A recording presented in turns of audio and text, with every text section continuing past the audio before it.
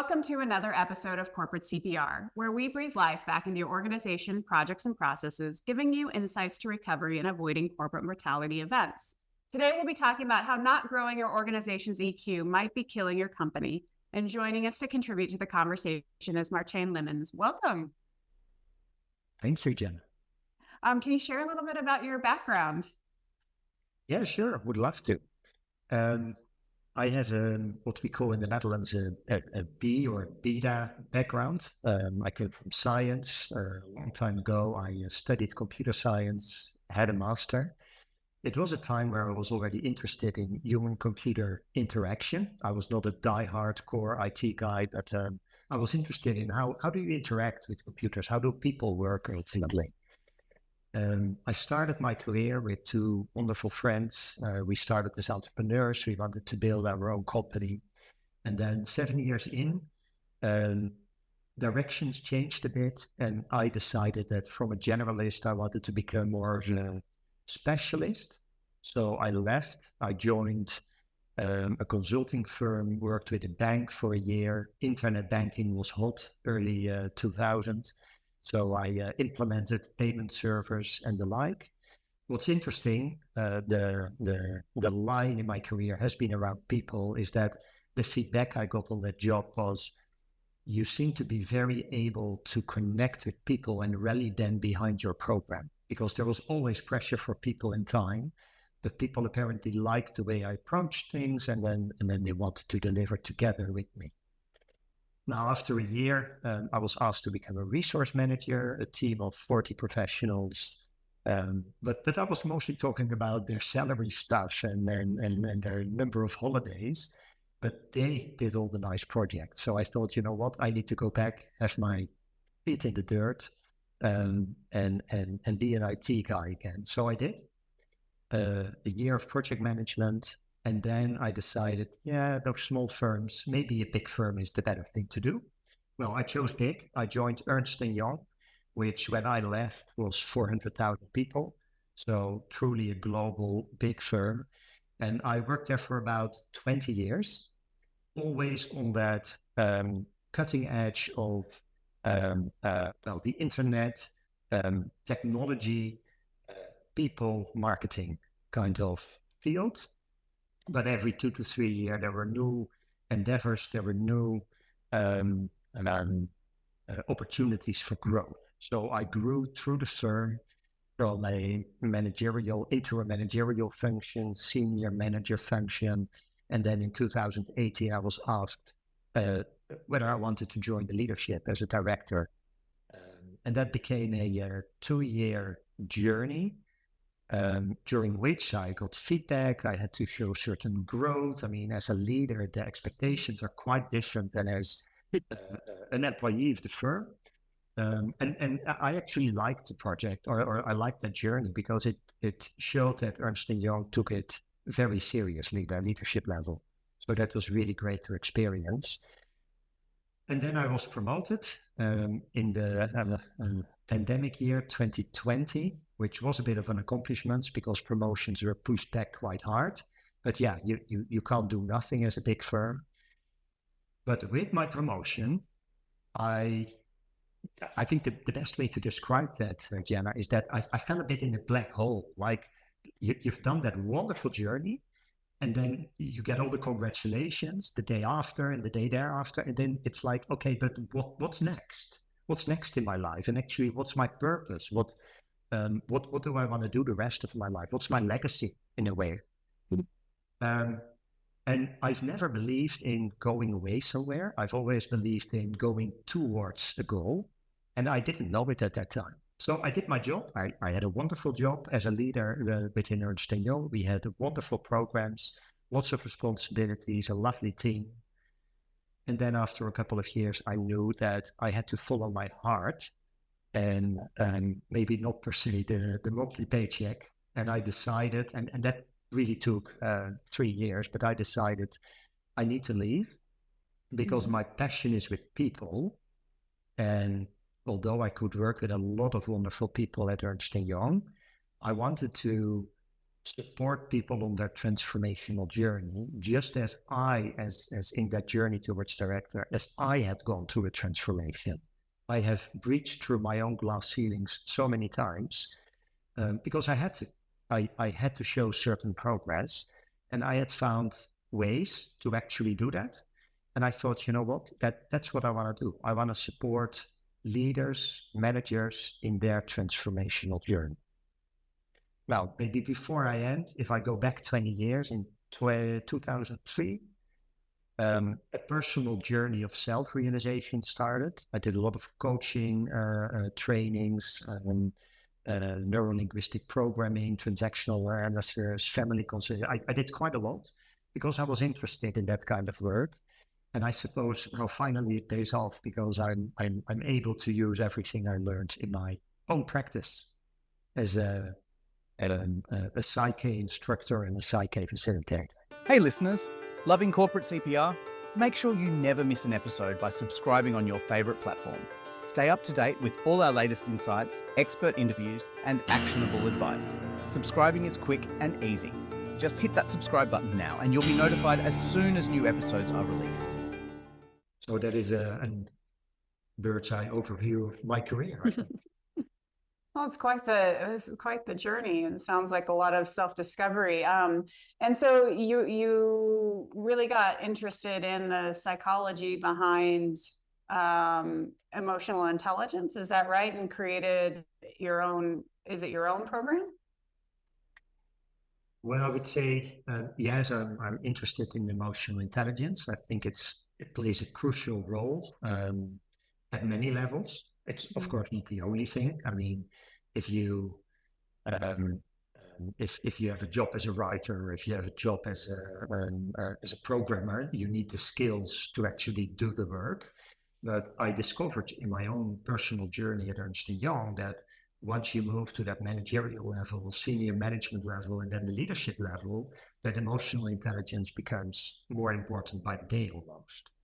Because suddenly as a leader, it is not about delivering a project. I mean, that's the given. I mean, that's taken for granted. It is about building a high-performing team. It is about rallying people behind you. And I never learned storytelling, for example. I mean, I was this IT guy. I had skills in a certain field, but as a leader, we were expected to tell stories, to rally our people behind a certain big program, to ensure that they would deliver under pressure. And so I think that's when my interest for emotional intelligence started to rise. In my own practice, I work more with people because ultimately, and we will talk probably about it a bit later, but I think it's probably better to first talk a little bit about emotional intelligence, but when later on we talk about, okay, but how can you actually develop that? That is, I think, where I don't believe anymore in simple coping strategies or reading a book, because that is all nice and you get knowledge, but you don't change yourself. So in my own practice, I work with people on transformation around anything that they want to work on. Yeah, so I mean, I think most of our listeners are probably familiar with emotional intelligence, and that's like understanding yourself, understanding others, understanding yourself's impact on others. So where I'm curious about going is understanding whether it was on your own journey or how you work with others, is it a systematic approach to improving your emotional intelligence, or is it more fluid as circumstances arise and you work through those? I mean, like, so how do you approach it? Can you approach it systematically? Yeah, and then you're talking about currently what I do with the people I work with. Is that correct? Yeah, both with yourself, like both part of your journey, but then, have you found now with others that it can be systematic? Let's see. I'll give you an answer, and then let's see if I answer the question of systematic as well. So what I have found is that ultimately we are driven by our beliefs. Um, and it was interesting. I was listening to your podcast earlier this week. I think it was with Graham. I forgot his last name, but it was with Graham. Mm-hmm. And in the end, you asked him a couple of things that he wanted people to remember from the discussion. And he said something like, I've made a few notes here. He said something like, if you truly want to perform as a leader, you need to start with who you are as a person. You can't lead other people unless you can lead yourself. I fully agree with both things he said. And then he said, you need to go deep, go into your beliefs. And I thought, yes, exactly. Because I mean, I fully, I lose the English word, but I can fully underline that. It is all about beliefs. As Gandhi once said, your beliefs become your thoughts become your words become your actions. But it's with beliefs where it starts. So if we believe that we are only, and this is just an example, of course, but I've been working with people and with myself about beliefs like safety. If we believe that we're only safe when we work really hard all the time, then our boss, our management will be really happy with us because we work so hard. But it can ultimately also lead to us working too hard and getting into a burnout.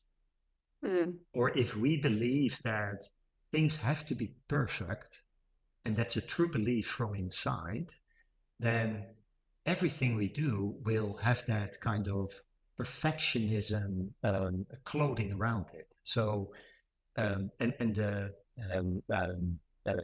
danger of that is that we either don't start things, or, which was something I ran into myself as a perfectionist, I had trouble delegating my work to my team. So I had a team of 10, 15 people, and I was the busiest person in the team. So part of the feedback I got is, Martijn, your people should be really busy. You should just be there to support them. And as a manager and a senior manager, it was all fine. I was expected to work hard. But as a leader, you need to have a relatively open agenda. So you have all the time in the world to ensure you can be the oil of your team so they can perform. But if my belief is that things are only good enough and they are perfect, I will never trust my team to do that because I'm a perfectionist and my team will not do it the way I wanted it to do. Now, what I do in my practice today with that method that's called PSYCH-K is to actually change those beliefs, those subconscious beliefs that run our lives, that run the show. So I was really happy with your discussion with Graham that I listened to earlier this week, because he hit the nail on the head, I think, with that comment. So how would you then, obviously some of our beliefs are conscious and some of them are subconscious. So how do we assess which ones are actually benefiting us and which ones might be holding us back? Yeah, that's an interesting question. Thank you. I think we have about 70,000 thoughts a day, is what some of the researchers have been saying, and most of these are actually limiting beliefs. It is, without getting too vague, it is those voices in our head that criticize us, or that think that we're not good enough, or that tell us that we have to be perfect, or we have to work harder in order to be safe, or in order to be respected, for example. But whatever the beliefs are, because there's many that you can have, I think most are actually subconscious. I mean, conscious beliefs are, with my conscious mind, I know that perfectionism is not the best way to go. But when my subconscious belief that is running the show, psychologists these days say 95% of what we do is actually done subconsciously.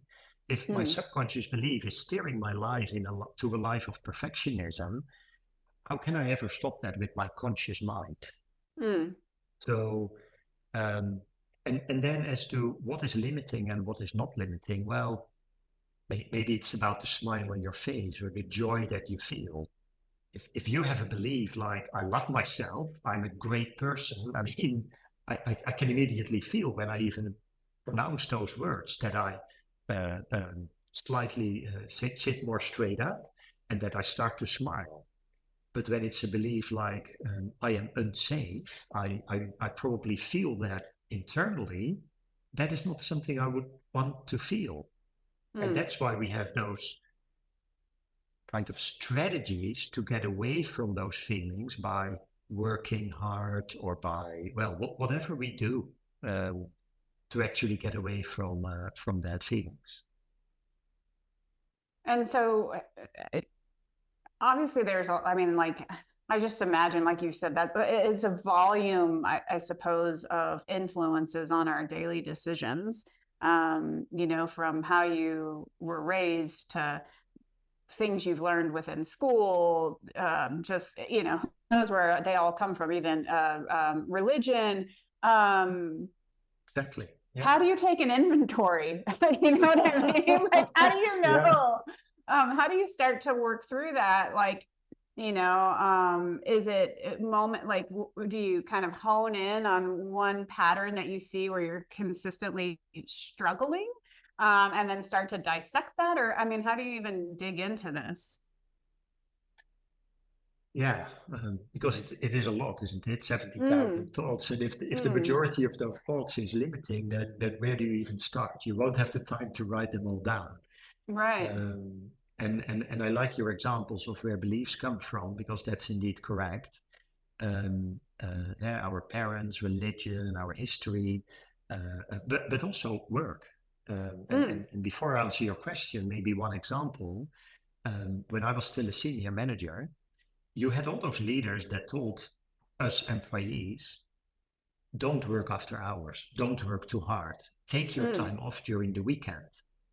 But then I got text messages and emails after hours and during the weekend.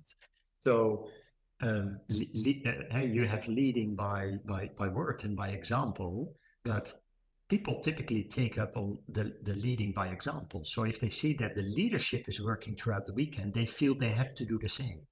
So then suddenly their belief is, if I want to be successful at this big firm, I have to do what the leaders do. Now, how do you pick up on that? And what do I do with people that I work with one-on-one, either in coaching sessions or in the deep dives that I have, is that we focus on the here and now. So my first question when I meet people is always, what do you want to work on?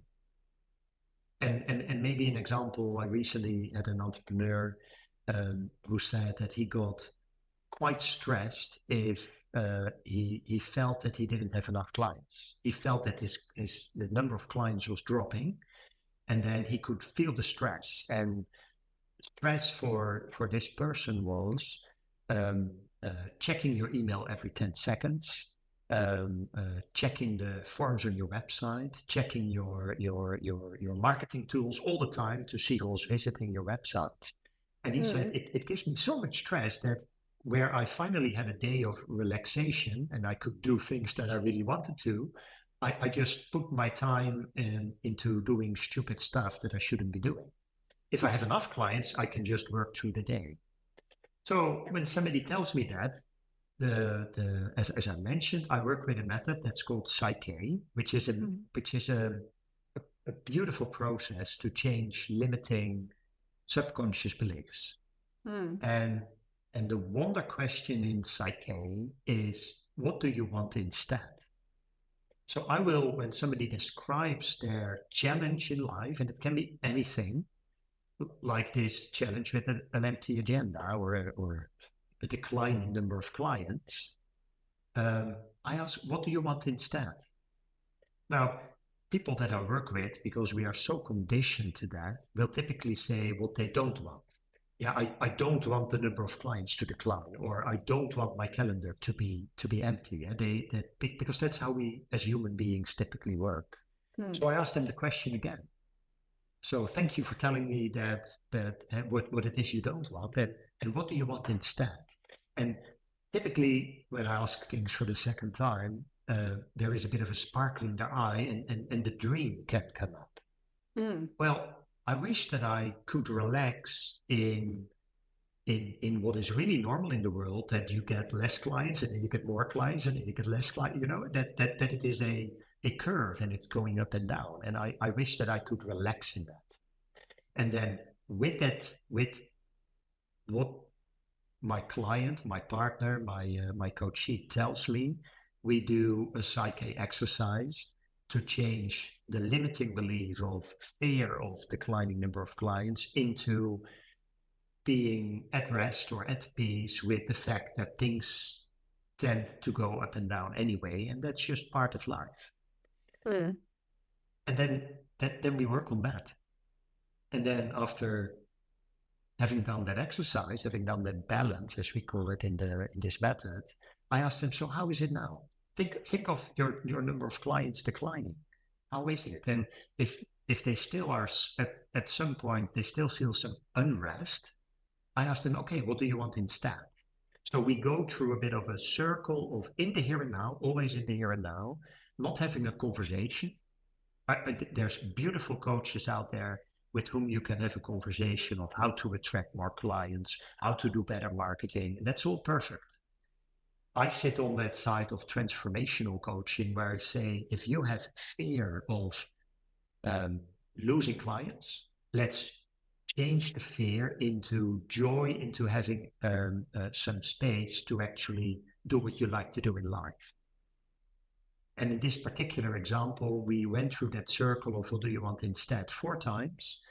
And then my coachee was completely at peace. And I said, so how is it now with that feeling of that fear?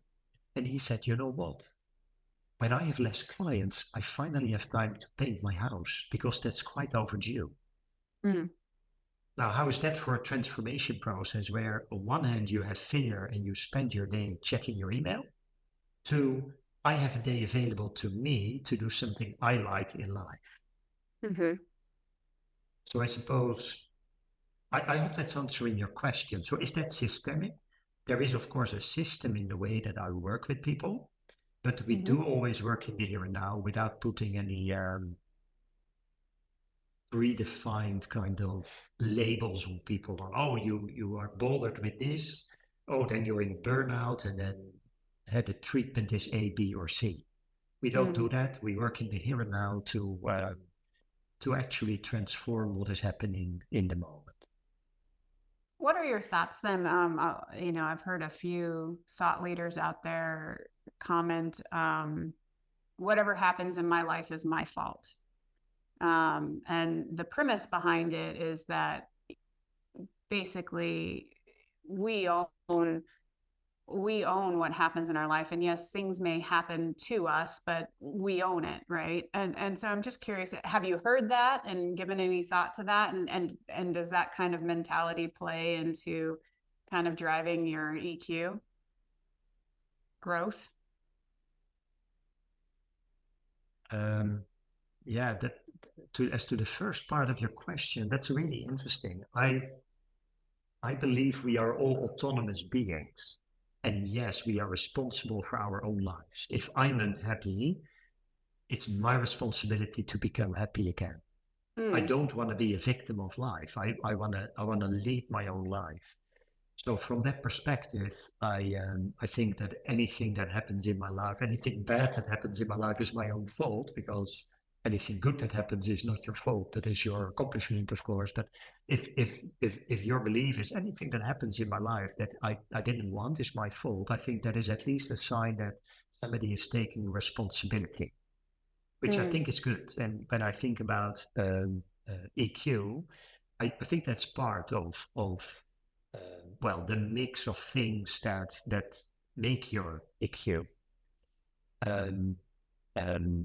Autonomy, resilience, getting back after a setback or challenge, really owning your life. Yeah, I do agree with that. And then the second part of your question was? Well, then do you use, maybe not that phrase, but that idea of that you have to own your life then to help people grow? Because, and kind of where I'm thinking about that is, one of the messages we, at least in the US, seem to be getting right now is a lot of I'm a victim, right? Like I'm whatever there's lots of circumstances where it's being applied, but it's very much like it's everybody else's fault. It's everybody else's fault that I don't have money. It's everybody else's fault that I can't advance, and not really owning where you're at just to within your circumstances to then change things. Yeah. Yeah. Yeah. So, what I suppose I believe that we are autonomous beings, that we are responsible for our life, that we are responsible for how we feel about where we currently are. That doesn't per se mean that, I mean, if I'm the son of very rich parents, then the chance that I have a life with wealth is bigger than if I am the son of parents who struggle to get around, of course. But how you feel in that situation, and then the actions you take to actually go forward, that is your own responsibility. And people who behave like a victim and point to other people saying, yeah, but it's their fault, and it's politics, and it's the neighborhood, and it's the neighbor, and it's the mayor, and whatever. I mean, that doesn't need to change, does it? You are in a standstill, and maybe when you're talking to friends, you all think the same, and you all think you're right.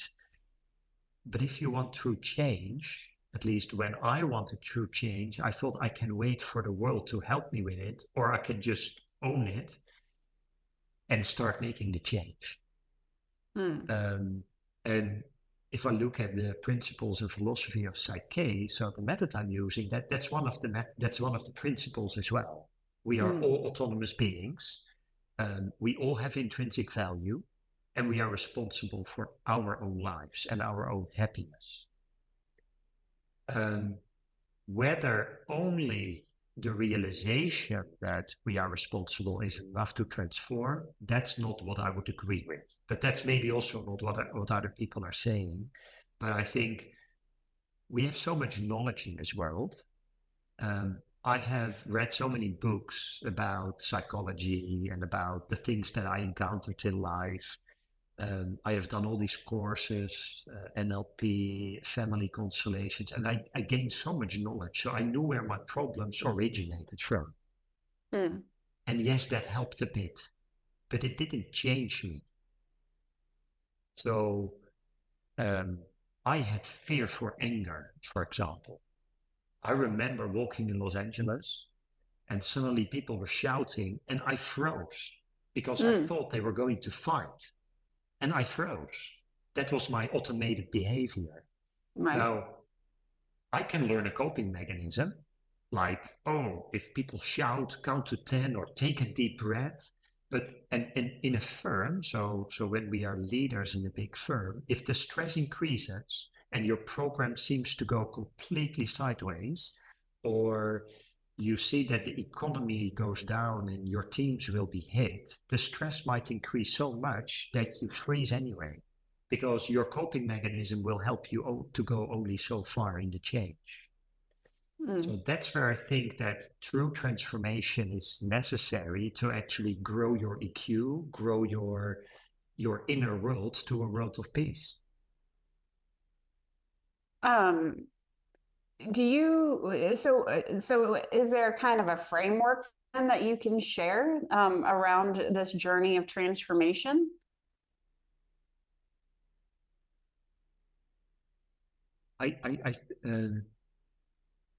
No, not a framework. I think sharing a framework is different.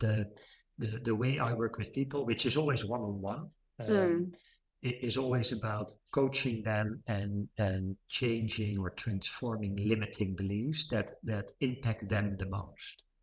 So when I worked with this entrepreneur that I just gave an example of, we worked with what he suffered in the here and now. I worked with somebody who is high up in a political organization in Europe, and they struggled with certain things that were happening. But it's always a one-on-one kind of coaching session, not per se a framework. So sharing that, no, there's not something to share. There is the method that you can find a lot about. I mean, PSYCH-K is a method that came about from Rob Williams in 1988, I believe. So it has been around for 40 years or so, 45 years already. So there's a lot of information about the process, how it works, and what it can do for you. But it's not a framework as such that we can easily share, because it is so much tailored to the person's need that we work with. Do you think that, if this is something that at an organizational level that, an organization understands, hey, we need to help our leaders lead, and part of this is to improve their IQ, break those limiting beliefs. Is there a way to do this at scale and help their leaders at scale? Or, what are your thoughts there? Yeah, thank you. Yeah, there definitely is. I see a lot of people in my practice who are very open to coaching, because that is more and more accepted. Many leaders by default, by standard, have a coach. There's budget for that to support them. But PSYCH-K is also a method that you can learn yourself. And that's what I did 10 years ago. So when I was breaking through my glass ceilings about delegation, perfectionism, fear for anger in the company, in my outside world, I was able to transform myself, because that process that PSYCH-K is, you can learn. You can do workshops, and you can actually learn the process and learn to transform your own limiting beliefs. It is also a verb. So it's not like a 3-day course and then you have changed many beliefs and now you're a better person. It is a verb, meaning typically after a workshop, we take a month to support people in their own growth journey with daily support and Zoom calls like this one, where we answer questions and where we support people in that process. I would love if businesses would be more open to a process like this, because if all leaders in the world would learn PSYCH-K and practice it, this world would be so much a better place. Such a better place, apologies. Because ultimately we would have better leaders. We would have leaders who are better in relationships, better in connecting with people, better in stress management, etc., etc. Well, and better, I guess, even citizens, right? Because if the world, when you look at a lot of, I guess, conflict at, and I'm going to reserve, I guess, more conflict to the Western world, because, I don't want to put any assumptions that are false, but a lot of it has to do with not understanding other people, like exactly. When you think about politics, or you think about other conflicts within the Western society, a lot of it has to do with not putting yourself in the other person's shoes and actually trying to speak the same language so that you can have discourse, right? It's a lot of the things we talk about that aren't good within leadership. It's finger pointing, it's putting assumptions on it, it's not taking the time to understand somebody else's perspective, even if you don't agree with it, which if we had leaders within an organization doing that, our organizations would fail. So no wonder, these conflicts arise in the broader society if we don't have people kind of self-regulating and understanding their impacts on themselves, and then what their behavior has, how their behavior impacts other people, and how that cycle plays out. Yes, yeah, exactly.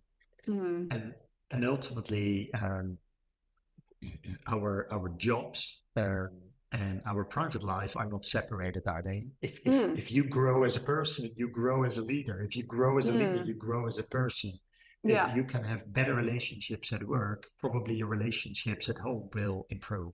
If you are better in stress management at work, then probably you are also at home. So yeah, I agree. If we all become better people, then the world will be a better place. And my approach to that is using a method that, from my own experience, because I was pretty skeptical in the beginning, I had done so much to change some of my behaviors before, and it always ended up with coping mechanisms until I found PSYCH-K in 2014, and I realized that I was actually able to change. And then even at work, I got feedback, for example, once when in big groups of let's say 6, 7 partners, 8 directors, and a few senior managers, I was not the first one to speak up. I was not a native English speaking person, so language is then a bit of a burden. Even if people say my language is pretty okay, but still starting a sentence takes me one more second than a native English speaking person. But also I was a better listener than a talker. And I thought, well, I can now say this, but will it really contribute something? So the feedback I got from my leadership was, Martijn, you have to show yourself more. You have to be heard more. So typically people go home with that and they're like, how am I going to do that? Oh, count to 10, prepare better. But I went home, I did my balances around my limiting beliefs around speaking up. And then a month later, because this was a monthly meeting, we had a meeting. I was not even aware that I was having different behavior, but after the meeting, my manager came to me and she said, this is exactly what I mean, Martijn. So I had actually changed my behaviors by changing my beliefs. And as I said, your beliefs ultimately become your actions. Through your thoughts and your words become your actions. So my actions were different because I had worked on the belief system that I had around speaking up and being worthwhile in a meeting and being knowledgeable and having value. Did in your journey, did you find that did you have moments where it was exponential growth and then a plateau, or have you been able to grow pretty consistently throughout that whole journey? Yeah, I would say I've been able to grow pretty consistently throughout that journey, especially since 2014. So I wouldn't call the growth exponential, but of course it is taking steps as if you were on a chair, because you work on something and then you see change and then you make the next step. So it's not a linear line upwards, but it is more like a step approach. And sometimes you take a step every month and then you take a step every 3 months, but that's all on how you want to approach that yourself. And also what you encounter in life. Right. So there's I think all of us have opportunities to grow. And for me, it's all about self-realization. I want to be the best version of me. I want to use all my potential. I want to put myself outside of my comfort zone. But you don't have to be too far out of your comfort zone every day. It's okay to also have just a pleasant life. So, but whenever you put yourself out there, then that is an opportunity to grow. And that's where I use the processes that I know to actually accomplish growth. But then it becomes that step approach as opposed to exponential. No, that makes sense. Well, Martijn, we're getting close on time, so I would love to hear what 3 things you want to leave top of mind. Yeah, thank you. Well, first, I think we fully agree on that. I think emotional intelligence is of utmost importance for leaders to be effective and to be successful and to have the lives that they want to lead. I think that's really important, and all about better relations, enhancing performance, stress management, resilience, etc. We covered a few of those topics, but I think early on we already many people know this and agree with that. I think a takeaway for me is that our behaviors and our actions are ultimately the results of our beliefs. That to me is like, since I understand that, I know that I have to work on my beliefs. And as I mentioned, I loved Graham actually saying the same. Go deep, go to your beliefs. And in addition, then with beliefs, they are subconscious.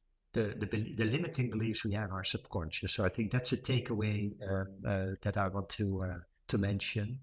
And maybe the third takeaway, because I'm so passionate about that process, is that PSYCH-K is a modality that functions kind of as the record button for your subconscious. It is, you can talk to your subconscious. I have to do better. I have to do better. I have to do better. Affirmations or looking in the mirror and telling yourself that you love yourself. It won't change you. But the PSYCH-K processes and the way they are set up and the way we execute on those, that is actually a way for change, which I see in my practice on a daily basis. And that's that's a message I would love to give to the leaders around the world that are listening to our podcast. Excellent. Well, how can folks learn more about what you do or get in contact with you? Yeah, they can definitely find me on LinkedIn, Martijn Lemmens. We also have a website. It's dewerff.net. That is DEWERFF.net. I've also started a new initiative called Worldwide Coaching, and the website is worldwidecoaching.net, because I see more and more leaders who want a deep dive, who want to have an extensive transformational program or attention for 2 or 3 or 4 days. And what I then see is that, worldwide coaching is because if you do it for more days, that I would love to travel over the world, meet leaders and work on the transformation that they would like to accomplish. So worldwidecoaching.net is the third way to be able to connect to me. Excellent. Well, Martijn, thank you so much for your time and being on the show today. Thank you very much, Jenna. Thanks for the invite. Yeah. And to our audience, until next time, keep your organizations healthy. Hey!